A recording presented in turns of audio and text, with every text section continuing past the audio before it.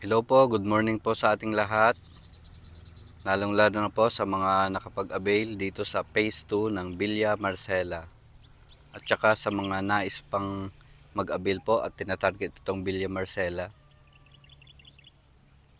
Update po ito para sa inyo. Nandito ako sa Phase 2 sa main road. Nasa bungad lang po ako.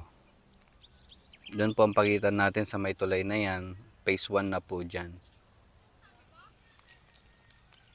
Sa bandang dulo po, meron na pong mga ginagawang mga unit. Hindi ko po sure kung anong block po yan. Dito sa main road, kalahati ng kalsada po ang nagawa na. May drainage na po ito.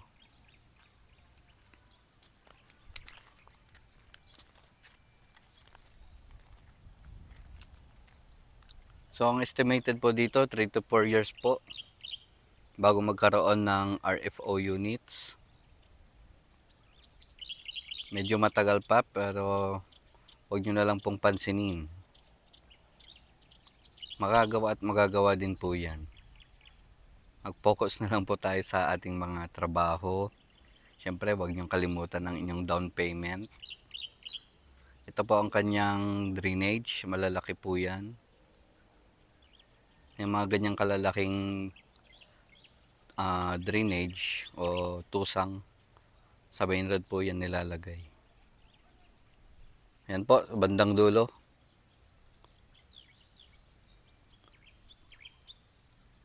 Okay.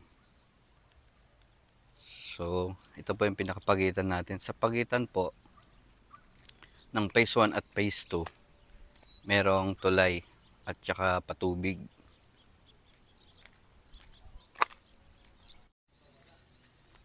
Ito po yung patubig at ito naman yung tulay.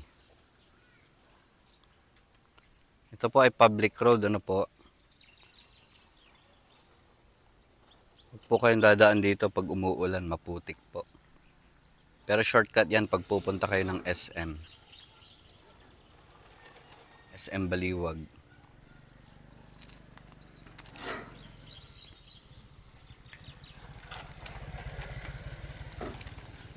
Dito sa Villa Marcela, hindi pa nagbabaha dito. Kita nyo naman po itong drainage, malalim at matulin ang agos. Papunta po yan sa isang ilog kung saan doon nagbabaha.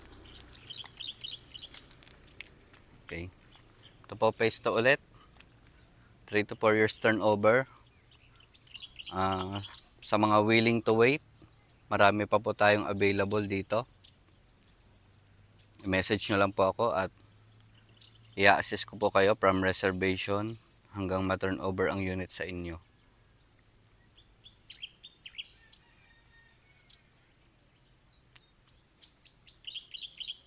Salamat po.